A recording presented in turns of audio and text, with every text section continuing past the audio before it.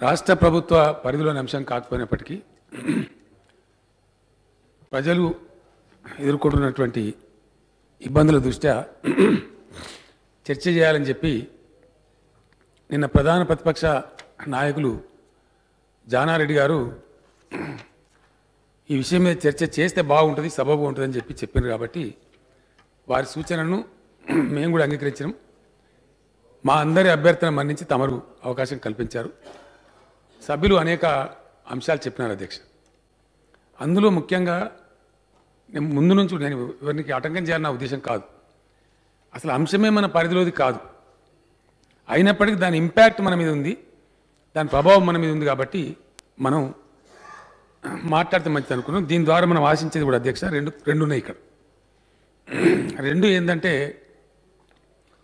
మిత్రులు అక్బరుద్దీన్ గారు కానీ రేవంత్ రెడ్డి గారిని మాట్లాడుతూ స్వైప్ మిషన్లు వాటికి సంబంధించి కొంత మాట్లాడినారు. ఇవన్నీ ఫ్యాక్ట్స్ గవర్నమెంట్ ఆఫ్ ఇండియా దగ్గర ఉన్నాయి అధ్యక్ష. ప్రధానమంత్రి గారి దగ్గర, దేశ ఆర్థిక మంత్రి దగ్గర ఈ డాటా, ఈ స్టాటిస్టిక్స్ సంపూర్ణంగా ఉంది.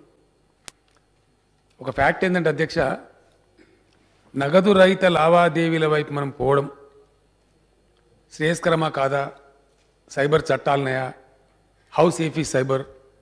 అధ్యక్ష, సేఫ్ అన్సేఫ్ ఇప్పుడు ఉంటుంది, అప్పుడు ఉంటుంది. ఇప్పుడు లేరా అధ్యక్ష? ఇప్పుడు దొంగతనాలు జరుగుతాయా, పిక్ పాకెటర్స్ లేరా? ఎందరు లేరు?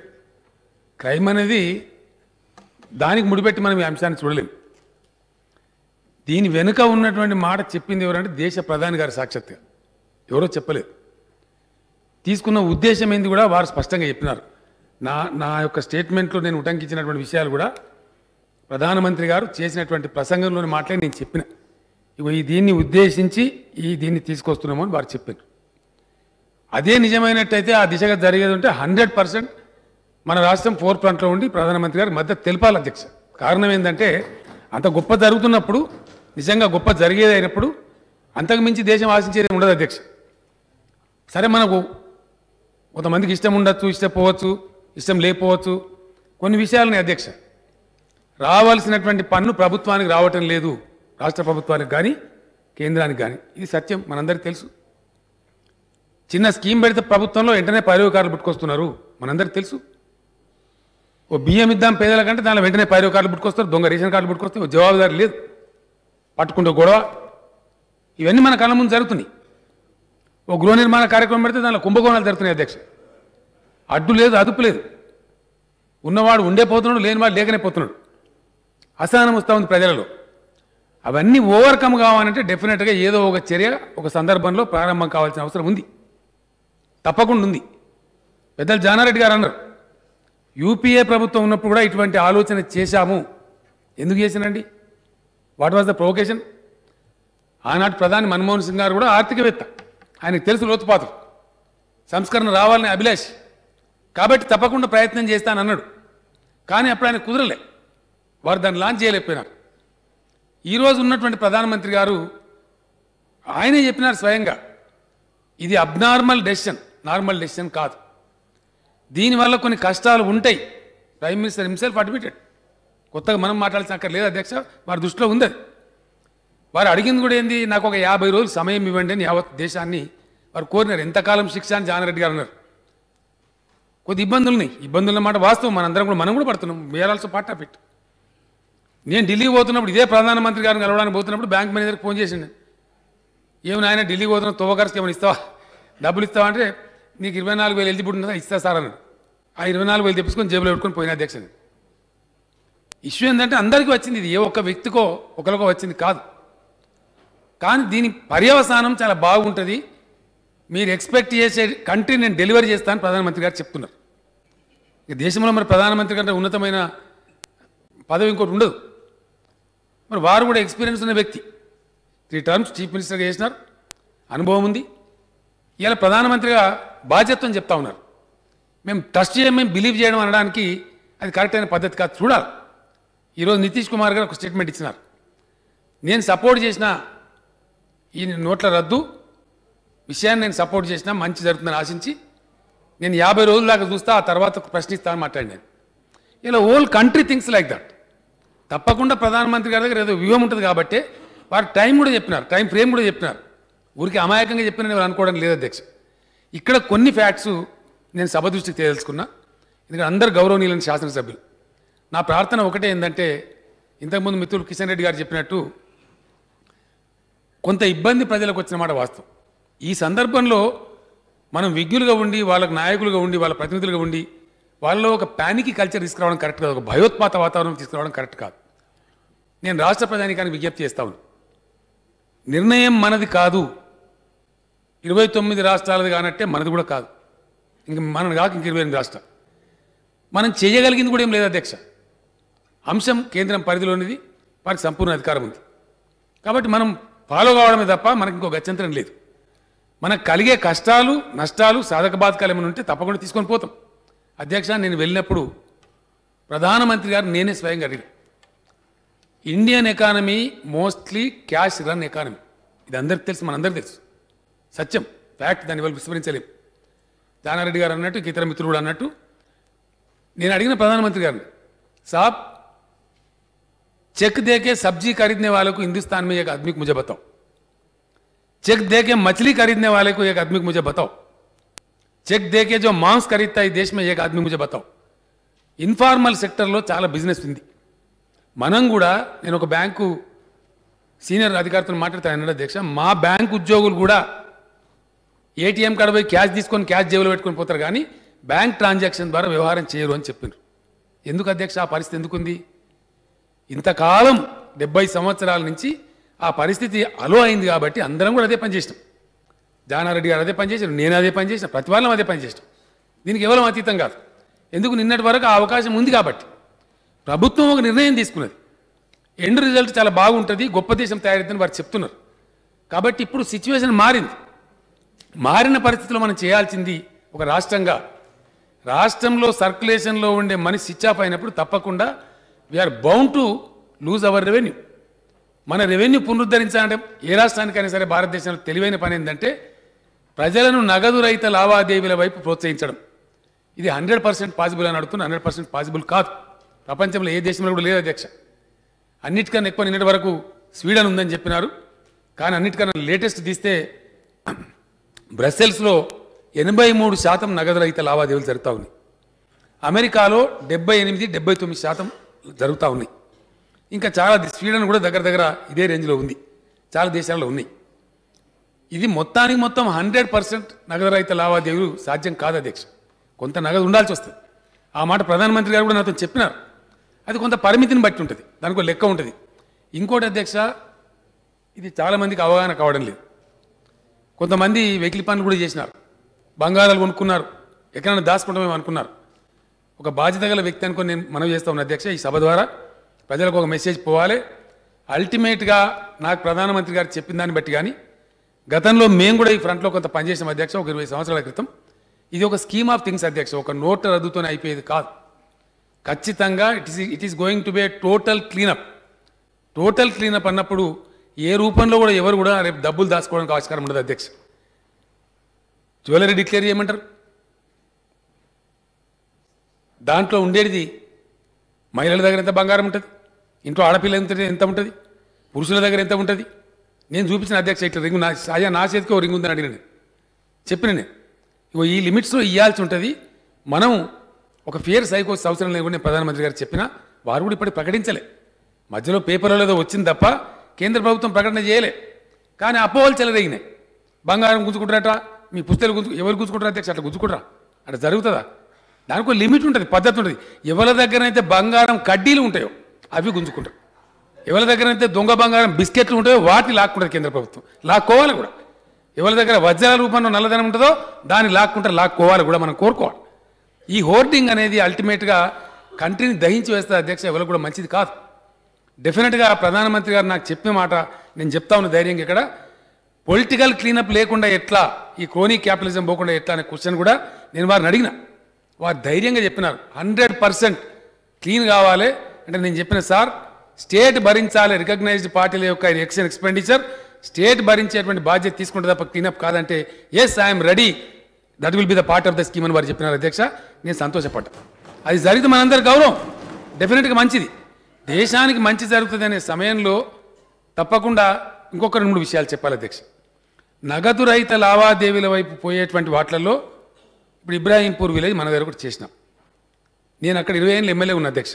ఆ నియోజకవర్గంలో 100% అక్కడ అమలు జరిగింది. ఇప్పుడు వాటర్ కొనుక్కునేటువంటి ఆర్ఓ మిషన్ దగ్గర కూడా వాళ్ళు స్వైప్ కార్డు ద్వారా కానీ ఇంకో ద్వారా కానీ పే చేస్తూ ఉన్నారు, మొబైల్ యాప్ ద్వారా పే చేస్తూ ఉన్నారు. అకోదరా అని ఒక విలేజు ఒక సంవత్సరాల క్రితం 2 సంవత్సరాల క్రితం గుజరాత్లో అయింది అధ్యక్ష. అక్కడ 600-700 జనాభా ఉంది. ఇక్కడ ఇబ్రాహీంపూర్లో మన దగ్గర 1200 జనాభా ఉంది అధ్యక్ష. ఒకవేళ మనం పోయేద్దామంటే అందరికి నేను వసతి ఏర్పాటు చేస్తాను అధ్యక్ష. అందరం కలిసిపోయి ఇబ్రాహీం నగర్ పోయి వాళ్ళని ప్యాడ్ చేసి వద్దాం, మనం వాళ్ళని ఉత్సాహపరిచి వద్దాం. డెఫినెట్గా రాష్ట్రం యొక్క ఆదాయం పడిపోవద్దు అని మనం అనుకుంటే నేను ప్రజలకు విజ్ఞప్తి చేస్తా ఉన్నా అధ్యక్ష.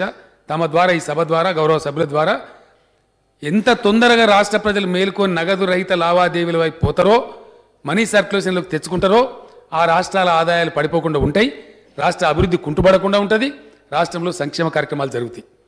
మొత్తానికి మొత్తం 100% సాధ్యం కాదు అధ్యక్ష.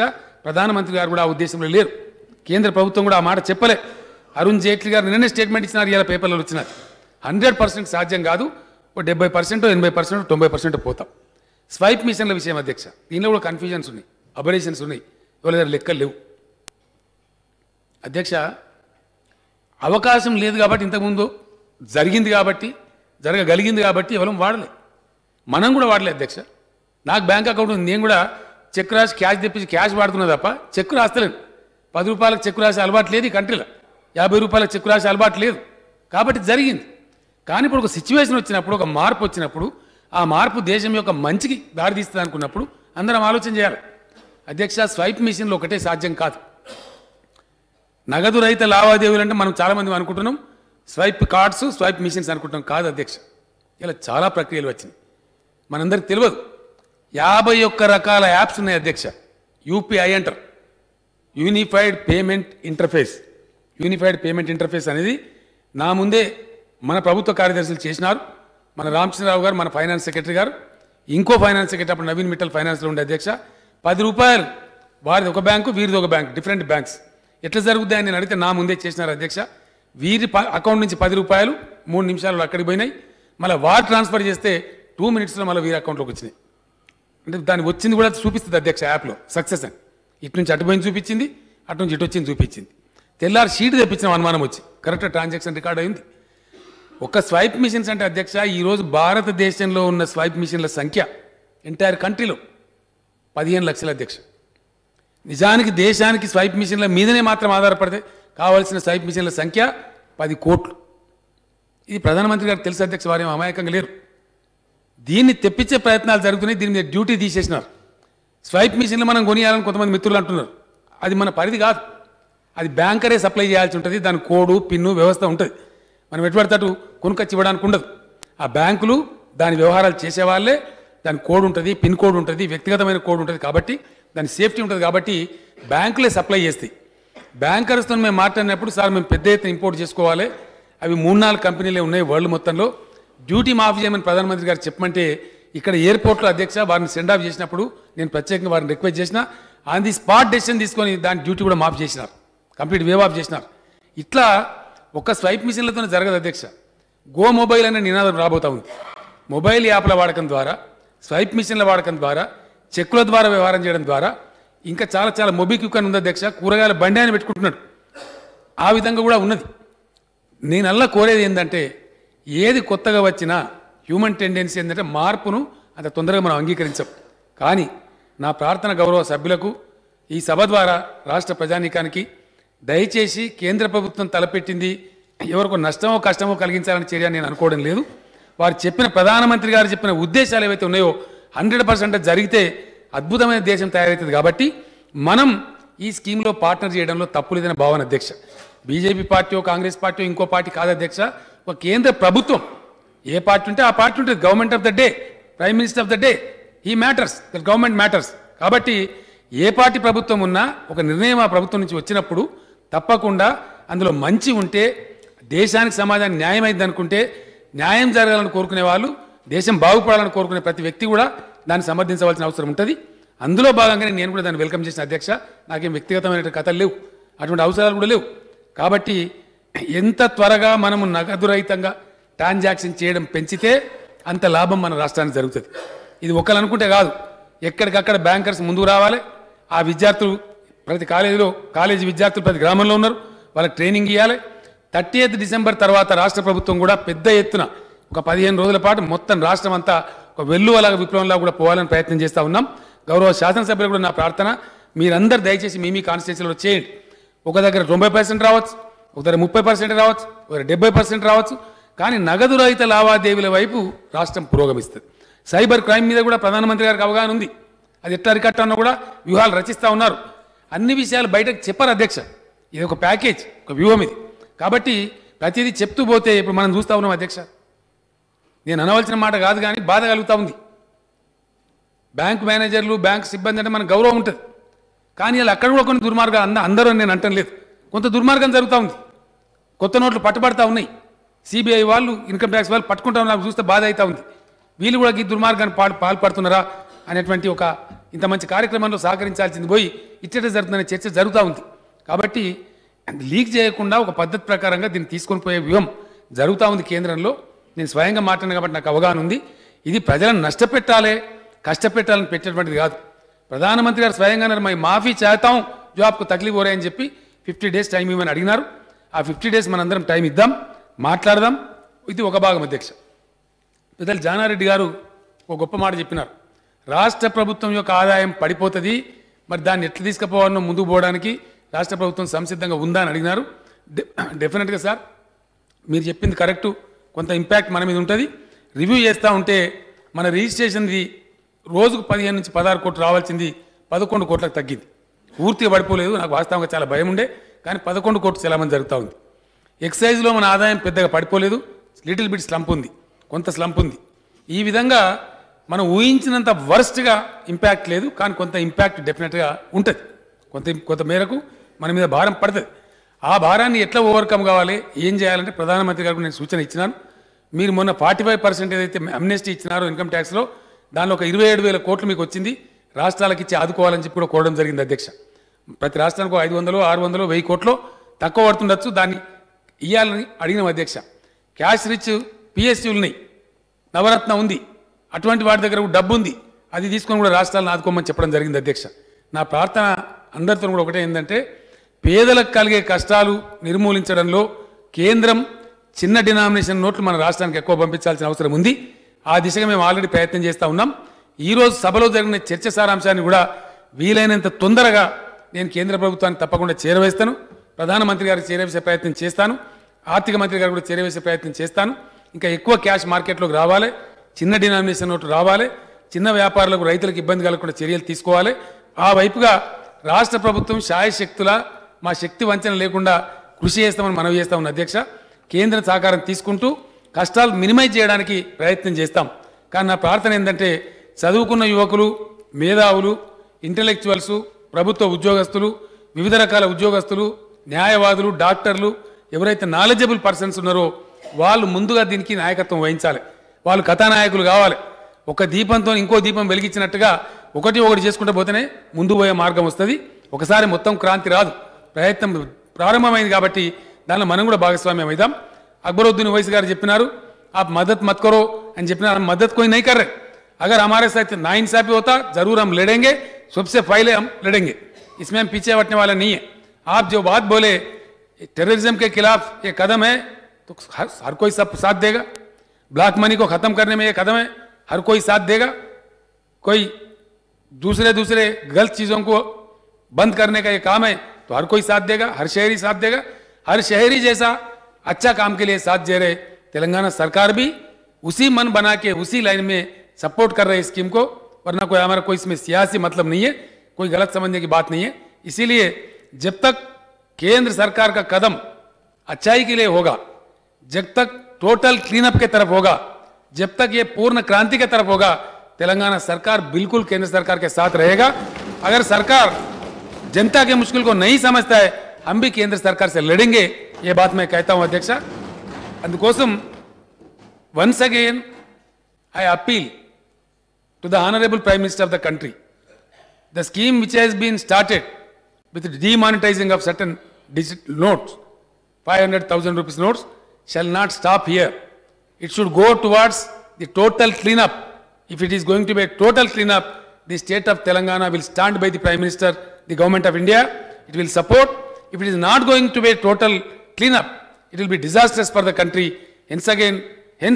Once again, I earnestly appeal to the government of India, through you, sir, through this house, please go for the total cleanup so that the country flourishes, poverty is reduced, and everybody lives a dignified life. అధ్యక్ష, ఈ సందర్భంలో రాష్ట్ర ప్రజానికాన్ని నేను కోరేది, ఎంత తొందరగా మనం నగదు రహిత లావాదేవీల వైపు పోగలుగుతామో అంత తొందరగా పోయే ప్రయత్నం చేద్దాం. కేంద్ర ప్రభుత్వ చర్యలు ఎట్లా ఉంటాయో డే టు డే రివ్యూ చేస్తూ ఉంది ప్రభుత్వం. మీ కష్టాలు ఏమైనా ఉంటే రాష్ట్ర ప్రభుత్వ పరిధి నుంచి చేయగలిగిన సహకారం తప్పకుండా అందిస్తాం.